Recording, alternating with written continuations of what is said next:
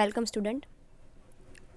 અગાઉના લેક્ચરમાં આપણે સબ્જેક્ટ મેનેજમેન્ટ અકાઉન્ટમાં યુનિટ નંબર 1 સીમાંત પડતરના હિસાબો પૂરું કર્યું હતું.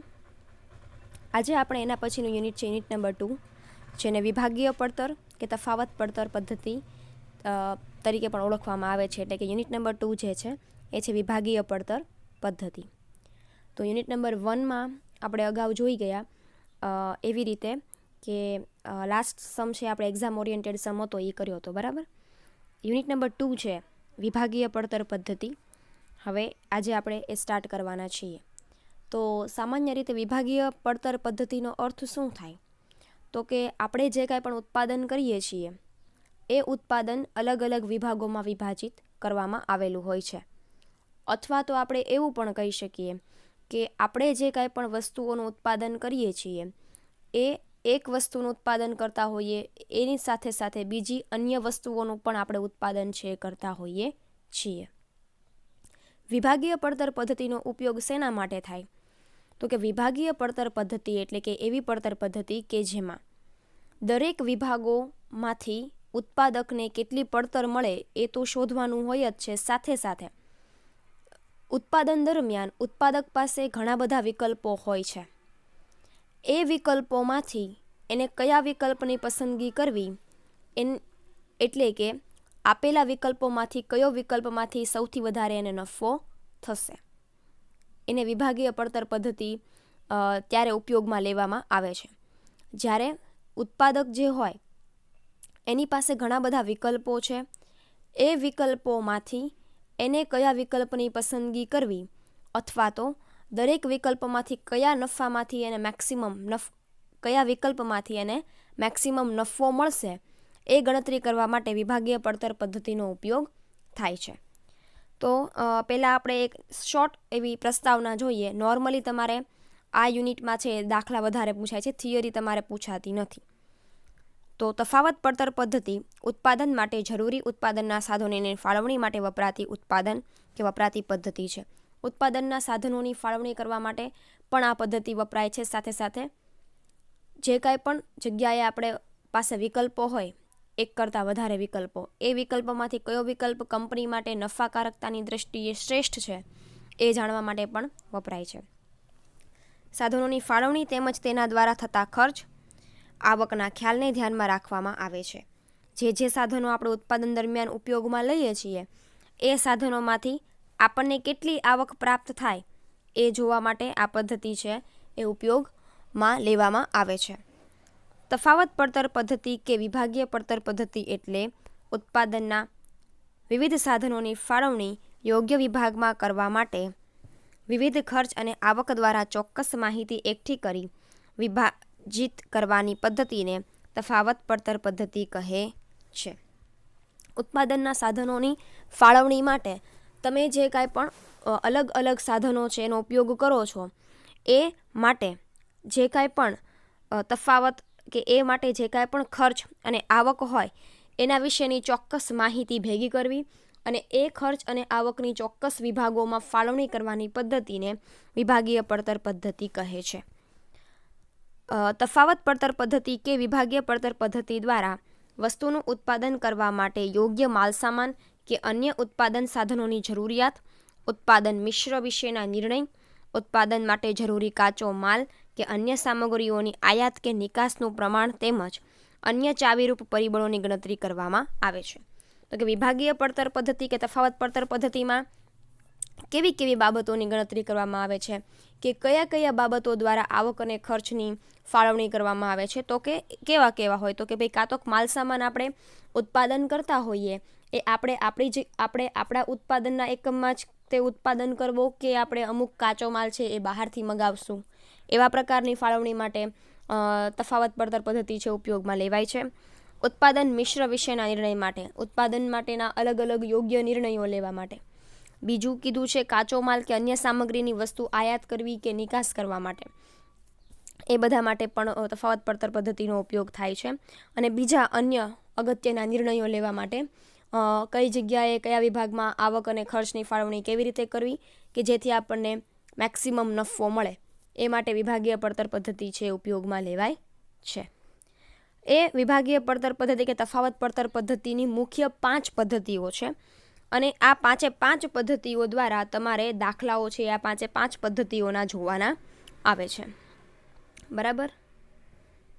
ઓકે. તો તફાવત પડતર પદ્ધતિઓ કેટલી છે? ટોટલ 5 છે. પહેલી, વસ્તુનું ઉત્પાદન બંધ અથવા ચાલુ રાખવાના નિર્ણયની પદ્ધતિ. તમે કોઈ પણ વસ્તુનું ઉત્પાદન કરતા હો, ફોર એન એક્ઝામ્પલ તમે 3 વસ્તુઓ ઉત્પાદન કરો છો, A, B અને C. તો A, B અને C વસ્તુઓનું ઉત્પાદન કરો છો ત્યારે તમને નફો કેટલો થાય છે, એટલે કે ત્યારે નફાની ગણતરી કરવાની અને પછી કોઈ એક વસ્તુનું ઉત્પાદન આપણે બંધ કરી દઈએ. ફોર એક્ઝામ્પલ આપણે C વસ્તુનું ઉત્પાદન બંધ કરી દીધું, તો પછી આપણને કેટલો નફો થાય છે એની ગણતરી કરવા માટે તફાવત પડતર પદ્ધતિ છે ઉપયોગમાં લેવાય છે. એટલે કે પહેલી પદ્ધતિ ઉપયોગમાં લેવાય કે વસ્તુનું ઉત્પાદન બંધ કરવું અથવા ચાલુ રાખવા અંગેના નિર્ણયની પદ્ધતિ. બીજું છે ઉત્પાદન મિશ્ર વિશેના નિર્ણયની પદ્ધતિ. ઉત્પાદન મિશ્ર વિશેના નિર્ણયની પદ્ધતિ શું હોય? તો કે તમને અહીંયા દરેક વસ્તુઓ માટે કેટલા એકમોની કંપની ઉત્પાદન કરે છે એની માહિતી આપેલી હોય અને એના આધારે તમારે છે એ આખી ગણતરી છે કરવાની હશે. ત્રીજું એવું કીધું છે કે ઉત્પાદન સાધનો બનાવવા અથવા ખરીદીના નિર્ણયની પદ્ધતિ. ઉત્પાદન સાધનો બનાવવા કે ખરીદી એટલે કે ઉત્પાદન માટે જે કાંઈ પણ કાચો માલ છે, રો મટીરિયલ છે, એ તમે તમારી કંપનીમાં બનાવશો કે પછી એને બહારથી લાવશો, ખરીદીનો નિર્ણય કરશો, તો એમાંથી કયો વિકલ્પ શ્રેષ્ઠ છે કંપની માટે અને કયા વિકલ્પમાંથી કંપનીને સૌથી વધારે નફો મળે છે એ માટેની ગણતરીની ત્રીજી પદ્ધતિ છે, જેને ઉત્પાદન સાધનોનો બનાવવા અથવા તો ખરીદીના નિર્ણયની પદ્ધતિ. ચોથું, વિદેશ બજાર અથવા નિકાસ વેચવાના નિર્ણય અંગેની પદ્ધતિ. તમે તમારું ઉત્પાદન છે એ અહીંયા ને અહીંયા સ્થાનિક બજારમાં વેચવા માંગો છો કે તમારે તમારું ઉત્પાદન છે નિકાસ કરવી છે, કયો વિકલ્પ યોગ્ય છે એ માટેની ચોથી પદ્ધતિ છે, જેને કહેવાય છે વિદેશ બજાર અથવા નિકાસ વેચવાના નિર્ણયની પદ્ધતિ. અને પાંચમી જે છે ચાવીરૂપ પરિબળની પદ્ધતિ. ઓવરઓલ તમારે આ 5 પદ્ધતિ છે એ તફાવત પડતર પદ્ધતિમાં આવે છે. 5 પદ્ધતિના દાખલાઓ છે એ તમારે જોવાના રહેશે. હવે આ દાખલાઓ ગણવા માટેનું આ કોમન ફોર્મેટ છે. આ કોમન ફોર્મેટ છે બધા જ દાખલાઓ માટે તમારે સેમ રહી છે. એટલે કે બધા જ દાખલાઓમાં આ ફોર્મેટ છે એ તમારે કોમન રાખવાનું છે અને બધા જ પદ્ધતિના દાખલાઓ છે એ આ ફોર્મેટ પ્રમાણે ગણવાના છે. આ ફોર્મેટથી તમે લોકો અગાઉ પરિચિત છો. તમારે સેમ 4માં પણ આવું છે આવતું હતું ફોર્મેટ. સેમ 4ના ફિનાન્સ અકાઉન્ટની વાત કરું છું એની અંદર. તો નોર્મલી તમને વેચાણ સૌથી પહેલાં આપેલું હોય તો વેચાણમાંથી બાદ થશે ચલિત ખર્ચ કે અસ્થિર ખર્ચાઓ, જે મળશે એ ફાળો. એટલે કે વેચાણ માઇનસ ચલિત ખર્ચ કરો એટલે તમને ફાળો મળે છે. ફાળામાંથી સ્થિર ખર્ચ બાદ કરો અને જે આવે છે એ નફો આવે છે. બરાબર. ઓકે. તો આ વાત થઈ યુનિટ નંબર 2નું સ્ટાર્ટિંગ, કે તફાવત પડતર પદ્ધતિ કે વિભાગીય પડતર પદ્ધતિમાં તમારે શું જોવાનું છે, એનો અર્થ શું છે. નોર્મલી વિભાગીય પડતર પદ્ધતિ એક સામાન્ય અર્થમાં આપણે સમજાવી હોય તો એવું સમજાવી શકીએ કે કંપની પાસે એક કરતાં વધારે પ્રકારના ઓબ્જેક્ટિવ્સ હોય, અલ્ટરનેટિવ્સ હોય, વિકલ્પો હોય. એ વિકલ્પોમાંથી બધા જ વિકલ્પોની ગણતરી કરવી અને એમાંથી કયા વિકલ્પમાં કંપનીને મહત્તમ નફો થાય છે એની ગણતરી કરવી એટલે એને શું કહેવાય? વિભાગીય પડતર પદ્ધતિ કે તફાવત પડતર પદ્ધતિ, જેને ઇંગ્લિશમાં આપણે ડિફરન્શિયલ કોસ્ટિંગ તરીકે ઓળખીએ છીએ. ઓવરઓલ એની 5 મેથડ છે. 5 મેથડના સમ છે એ તમારે જોવાના છે આ યુનિટમાં. તો આજે આપણે છે એ પહેલી મેથડનો એક સમ છે એ જોઈ લઈએ સાથે સાથે. પહેલી મેથડ એ છે કે વસ્તુનું ઉત્પાદન બંધ અથવા તો ચાલુ રાખવા અંગેના નિર્ણયની પદ્ધતિ. તો પહેલી પદ્ધતિનો પહેલો સમ છે આજે આપણે જોઈએ. તો પહેલો સમ છે, આ સમ છે તમારા એક્ઝામમાં પૂછાઈ ગયેલો છે અને આપણે રિપીટ થયેલો સમ છે ઇન શોર્ટ એમ. દાખલા નંબર પહેલું છે, એડવેન્ચર કંપની 3 વસ્તુઓનું ઉત્પાદન કરે છે, તેના ઉત્પાદન અંગેની વિગતો નીચે મુજબ છે. કોઈ એક કંપની છે એડવેન્ચર કંપની કરીને, એ 3 વસ્તુ બનાવે છે અને એના ખર્ચાઓ કેવા છે, ક્યાં છે એના વિશેની માહિતી તમને આપેલી છે. વિગત 3 વસ્તુઓ છે કઈ? તો કે ભાઈ કંપની છે એ સાબુ, શેમ્પૂ અને હેર ઓઇલ 3 વસ્તુઓનું ઉત્પાદન કરે છે. ઉત્પાદનના એકમો સાબુમાં 10,000, શેમ્પૂમાં 5,000 અને હેર ઓઇલમાં 12,500. માલ સામાન એકમ દીઠ 20, 30 અને 40. મજૂરી એકમ દીઠ 8, 10 અને 10. ચલિત ખર્ચ 4, 6 અને 8, સ્થિર ખર્ચ 7, 8 અને 10, વેચાણ કિંમત 60, 70 અને 80 અને નફો 21, 16 અને 12. સંચાલકો હેર ઓઇલનું ઉત્પાદન બંધ કરવા માગે છે. પદ્ધતિ જે પ્રમાણે નામ છે એ પ્રમાણે તમને કીધું છે કે ઉત્પાદન ચાલુ રાખવું કે બંધ કરવું એનો નિર્ણય આપતી ઉત્પાદન પદ્ધતિ છે. તો હવે સંચાલકો છે એ શું કરે છે, હેર ઓઇલનું ઉત્પાદન બંધ કરી દે છે. આ નિર્ણયને કારણે સાબુ અને શેમ્પૂના ઉત્પાદનમાં 50%નો વધારો થાય છે. એટલે કે એક વસ્તુનું ઉત્પાદન કંપની બંધ કરે એની પાછળ કંપની જે કાંઈ પણ ખર્ચ કરતી હોય એ ખર્ચને ઈસેમાં ઉમેરી દેશે વસ્તુ આગલી વસ્તુમાં. અહીંયા આપણે શેમ્પૂ અને સાબુની વાત કરીએ તો હેર ઓઇલનો જેટલો ખર્ચ કંપનીને થતો હોય, હવે હેર ઓઇલનું ઉત્પાદન કંપની બંધ કરી દેવા માગે છે તો એના જેટલા ખર્ચ છે એ આ બંને વચ્ચે શું કરી નાખશે, ફાળવણી કરી નાખશે. અને સાથે સાથે શું કહે છે કે ભાઈ સાબુ અને શેમ્પૂના ઉત્પાદનમાં 50%નો વધારો થાય છે. આ નિર્ણય યોગ્ય છે કે નહીં, તમારું મંતવ્ય રજૂ કરો. તો કંપની માટે કયો વિકલ્પ યોગ્ય છે, તો કે ભાઈ કંપની છે એનું વર્તમાન નફો, એટલે કે કંપની જ્યારે 3 વસ્તુઓનું ઉત્પાદન કરતી હોય ત્યારે કંપનીને કેટલો નફો થાય છે એ. પછી બીજો ઓપ્શન તમને એવો કીધો છે કંપની હેર ઓઇલનું ઉત્પાદન છે બંધ કરી દે છે તો ત્યારે કંપનીને કેટલો નફો થાય છે, બંને માટેની ગણતરી કરવાની છે અને તમારે તમારું ઓપિનિયન આપવાનું છે કે બેમાંથી કઈ બાબત છે કંપની માટે યોગ્ય છે. તો સૌથી પહેલાં આપણે શું કરવાનું, તો કે સૌથી પહેલાં વર્તમાન નફાની ગણતરી કરવાની. વર્તમાન નફાની ગણતરી એટલે શું, તો કે કંપની વર્તમાન સમયમાં 3 વસ્તુઓનું ઉત્પાદન કરતી હોય તો 3 વસ્તુઓના ઉત્પાદન દરમિયાન કંપનીને કેટલો નફો થાય છે એ ગણતરી કરવાની છે. એટલે પહેલું આપણે વર્તમાન નફાની ગણતરી કરશું. તો કેવી રીતે હોય, તો કે ભાઈ ઓવરઓલ એનું ફોર્મેટ આપણે અગાઉ જોયું કે બધા દાખલામાં આપણે એક ફોર્મેટ છે કોમન રહેશે કે વેચાણમાંથી ચલિત ખર્ચ બાદ કરવાનો એટલે મળશે ફાળો, ફાળામાંથી સ્થિર ખર્ચ બાદ કરો એટલે મળે નફો. આ એક કોમન ફોર્મેટ છે. હવે આપણે વર્તમાન નફાની ગણતરી માટે નીચે પ્રમાણેની ગણતરી જોઈએ. તમને સૌથી પહેલાં વિગત લખવાની થશે કોલમ, પછી છે પહેલું ઉત્પાદન સાબુનું, બીજું ઉત્પાદન શેમ્પૂનું અને ત્રીજું ઉત્પાદન છે હેર ઓઇલનું. તો ત્રણેયની એક કોલમ બનાવવાની, સાબુ, શેમ્પૂ અને હેર ઓઇલ. અને લાસ્ટમાં કુલ એટલે કે ટોટલ ખર્ચ, ત્રણેય વસ્તુઓના ઉત્પાદનનો જે ટોટલ ખર્ચ હોય એની કોલમ બનાવવાની. હવે તમને કીધું છે ફોર્મેટ મેં તમને અગાઉ કીધું કે ભાઈ આપણે કેવી રીતે, કે ભાઈ સૌથી પહેલાં વેચાણ. તો વેચાણ કેવી રીતે મળે, તો કે જુઓ રકમમાં તમને દરેક વસ્તુઓના વેચાણના એટલે કે ઉત્પાદનના એકમો અને એની વેચાણ કિંમત છે એકમ દીઠ આપેલી છે. તો તમને વેચાણ મળી જાય, ઉત્પાદનના એકમો, આ જે એકમો છે એને ગુણ્યા વેચાણ કિંમત તમે કરો એટલે તમને શું મળી જાય, વેચાણ મળી જાય. તો દરેક વસ્તુનું જેટલા એકમોનું ઉત્પાદન હોય એની જેટલી વેચાણ કિંમત હોય એની સાથે ગુણાકાર કરો એટલે દરેક વસ્તુઓનું કુલ વેચાણ તમને મળશે. કેવી રીતે, તો કે જુઓ એટલા માટે તમારી સરળતા માટે અહીંયા ઉપર એકમો લખેલા છે. સાબુના 10,000 એકમ, શેમ્પૂના 5,000 અને હેર ઓઇલના 12,500. વેચાણ કિંમત જુઓ અહીંયા સાઈડમાં અહીંયા લખેલી છે, કેવી રીતે ગણતરી કરી છે તમને અહીંયા ખબર પડી જશે કે વેચાણ કિંમત છે સાબુની છે કેટલી છે, તો કે ભાઈ 60, 70 અને 80.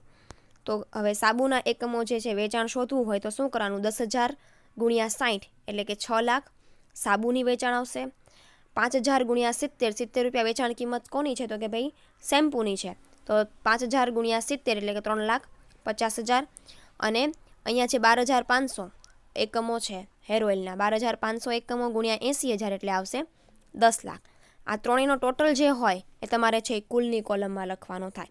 19,50,000.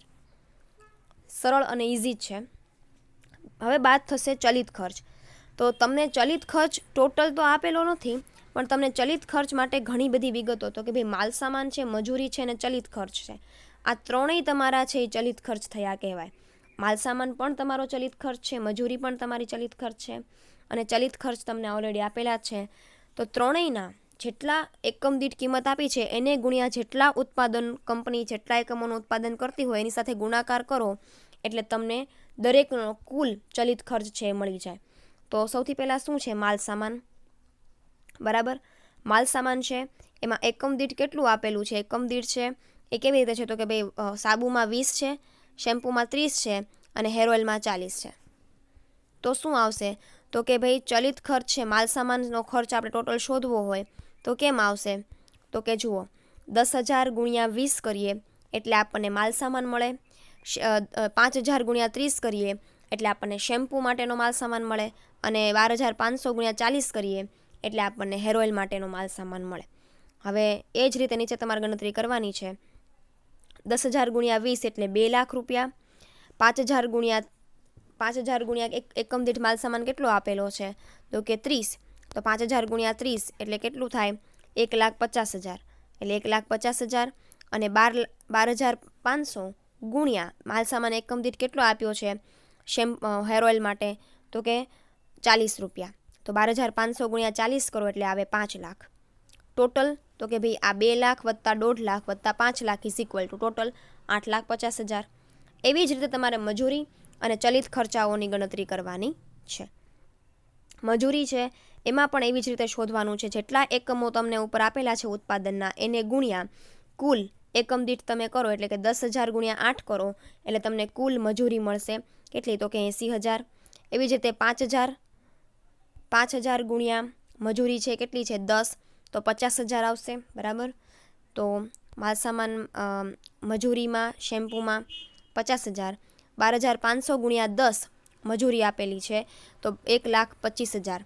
ટોટલ કરવાનો 80,000 વત્તા 5,000 વત્તા 1,25,000 ઇઝ ઇક્વલ ટુ 2,55,000. ચલિત ખર્ચાઓ એવી જ રીતે કરવાનું છે. ચલિત ખર્ચને પણ હવે જુઓ, તમને એકમ દીઠ આપેલા છે ચલિત ખર્ચ 4, 6 અને 8. એને ગુણ્યા તમારા ઉત્પાદનના એકમો તમે કરો એટલે તમને મળે કુલ ચલિત ખર્ચ. 10,000 ગુણ્યા 4 કેટલા થાય 40,000. 5,000 ગુણ્યા 6 30,000. 12,500 ગુણ્યા 8 એટલે 1 લાખ. ટોટલ આવે 1,70,000. એટલે કે જેટલું એકમ દીઠ ઉત્પાદનના એકમો, જેટલા એકમો જે વસ્તુના છે એને ગુણ્યા એની એકમ દીઠ કિંમત તમે ગુણાકાર કરો એટલે તમને જે તે કોલમ માટેનો કુલ જે તે ખર્ચ મળી જાય. હવે શું કરવાનું તો કે ભાઈ હવે સૌથી પહેલાં આ 3 જેટલા તમને મળ્યા છે માલસામાન, મજૂરી અને હવે સૌથી પહેલાં તમને જેટલો ચલિત ખર્ચ 3 આપણે બાબતો લીધી એટલે કે માલસામાન, મજૂરી અને ચલિત ખર્ચ, આ ત્રણેય જે છે એ તમારા ચલિત ખર્ચમાં જ આવે છે. તો સૌથી પહેલાં જે આ ટોટલ કરવાનો થાય એ શેનો થાય તો કે પહેલાં આ ત્રણેયનો ટોટલ છે એ કરવાનો. સાબુ માટે આપણે જોવા જઈએ તો 2 લાખ વત્તા 80,000 વત્તા 40,000 એટલે 3,20,000 કુલ ચલિત ખર્ચ. એવું લાગે તો અહીંયા નામ આપી દેવું કુલ ચલિત ખર્ચ. પછી આપણે શેમ્પૂની વાત કરીએ તો 1,50,000, 50,000 અને 30,000 એટલે કે 2,30,000. એવી જ રીતે હેર ઓઇલની વાત કરીએ 5 લાખ, 1,25,000 અને 1 લાખ એટલે 7,25,000. ત્રણેયનો ટોટલ આપણે અહીંયા કોલમમાં લખીએ તો એ આપણને મળે 12,75,000. હવે તમારે ફાળો શોધવાનો હોય તો ફાળો શોધવામાં ડાયરેક્ટ કરવું હોય તો તમે ડાયરેક્ટ છે કરી શકો. કેવી રીતે તો કે ફાળો બરાબર વેચાણ માઇનસ ચલિત ખર્ચ. તો તમને જેટલું વેચાણ મળ્યું હોય એમાંથી ડાયરેક્ટ તમારે હવે શું બાદ કરવાનો થાય ચલિત ખર્ચ જ બાદ કરવાનો થાય જે કુલ તમે કોલમમાં લખ્યો છે એ. એટલે કે જ્યારે આપણે જોઈએ તો સૌથી પહેલાં આપણે જોઈએ સાબુ માટે 6 લાખ તમારું વેચાણ છે એમાંથી 3,20,000 બાદ કરો એટલે કેટલો આવે ફાળો 2,80,000. શેમ્પૂ માટે જોઈએ વેચાણ 3,50,000 છે એમાંથી 2,30,000 બાદ કરો એટલે ફાળો આવે 1,20,000. તેવી જ રીતે હેર ઓઇલ માટે 10 લાખ છે તમારું વેચાણ એમાંથી 7,75,000 બાદ કરો એટલે 7,25,000 બાદ કરો એટલે મળે 2,75,000. ટોટલ વાત કરીએ તો ટોટલ 19,50,000 વેચાણ છે એમાંથી 12,75,000 બાદ કરો એટલે મળે 6,75,000. ઓવરઓલ તમે જે અહીંયા ટોટલ મળે છે એનો ક્રોસ વેરિફિકેશન તમારે આડો ટોટલ જે મળતો હોય એની સાથે પણ કરી લેવું જોઈએ. બરાબર. ઓકે, અહીંયા સુધીનું ક્લિયર. એઝ ઇટ ઇઝ કંઈ નથી, તમને જેટલા ઉત્પાદનના એકમો આપેલા છે એની સામે એની એકમ દીઠ કિંમતો દરેક માટે આપેલી છે. ગુણાકાર કરવાનો છે. જે ગુણાકારનો આન્સર આવે એ તમારો કુલ ખર્ચ થાય એટલા માટે દરેક કોલમમાં એ કુલ ખર્ચ લખવાનો છે અને સાથે એનો ટોટલ કરવાનો છે. ઓકે, ફાળા પછી માઇનસ થશે સ્થિર ખર્ચ. સ્થિર ખર્ચ માટે પણ જે તે ઉત્પાદનના એકમો માટે જે તે એનો એકમ દીઠ સ્થિર ખર્ચ છે તમને આપેલો છે. તો જો આપણે હવે સ્થિર ખર્ચની ગણતરી કરવી હોય તો કેવી રીતે કરવાની તો કે સ્થિર ખર્ચ આપણને અહીંયા આપેલો છે જુઓ 7, 8 અને 10. બરાબર. તો 7, 8 અને 10 એ 3 સ્થિર ખર્ચ આપેલો છે, એને ગુણ્યા જે તે વસ્તુના જે તે ઉત્પાદનના એકમો છે એનો ગુણાકાર કરવાનો. તો 7, 8 અને 10ની વાત કરીએ તો સાબુમાં 10,000 એકમો ગુણ્યા તમે 7 કરો એટલે સ્થિર ખર્ચ મળે 70,000.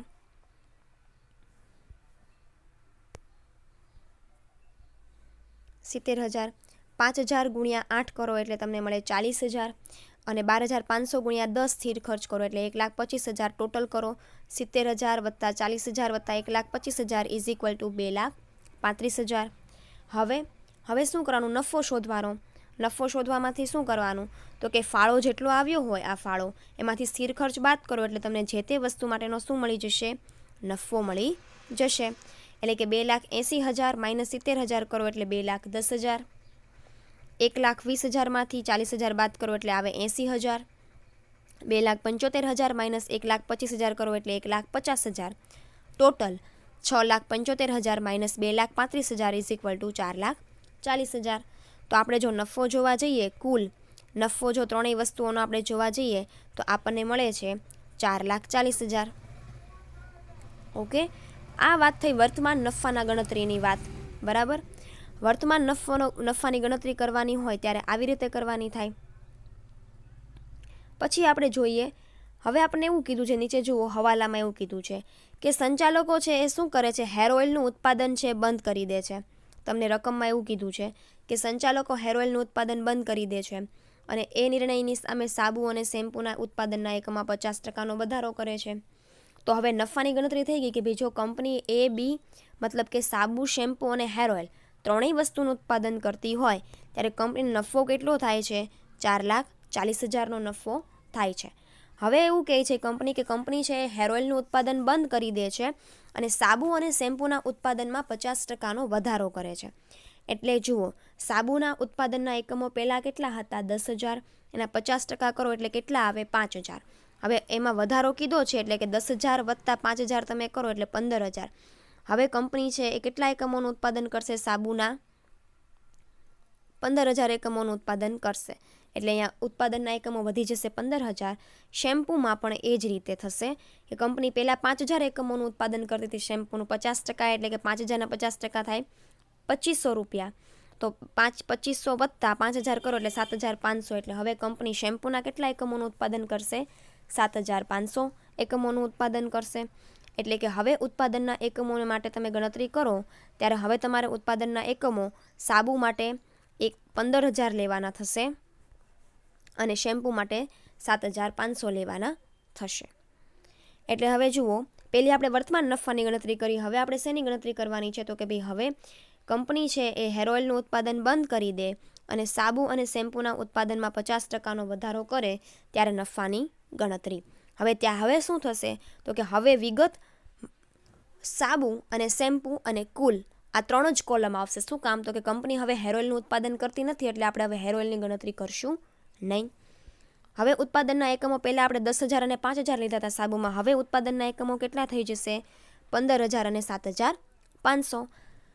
હવે તમારે શું કરવાનું છે? હવે તમારે એઝ ઇટ ઇઝ જેમ આપણે અગાઉ કર્યું એવી રીતે જે તે ઉત્પાદનનો ખર્ચ છે એની સામે એનો ગુણાકાર કરવાનો છે. પણ હવે ઉત્પાદનના એકમો કેટલા લેવાના છે? 15,000 અને 7,500 લેવાના છે. સૌથી પહેલાં વાત કરીએ વેચાણની. તો વેચાણ એકમો છે એ 15,000 છે અને વેચાણ કિંમત કંપનીની કેટલી છે? તો કે વેચાણ કિંમત છે એક સાબુની છે 60 અને શેમ્પૂની છે 70. એટલે કે 15,000 ગુણ્યા 60 કરો એટલે કેટલું આવે? તો કે 90,000. 15 × 90 90,000 એકમો આના આવશે અને અહીંયા 7,500 એકમ છે. 7,500 એકમો ગુણ્યા 70 કરો એટલે આવે 5,000. 5,25,000.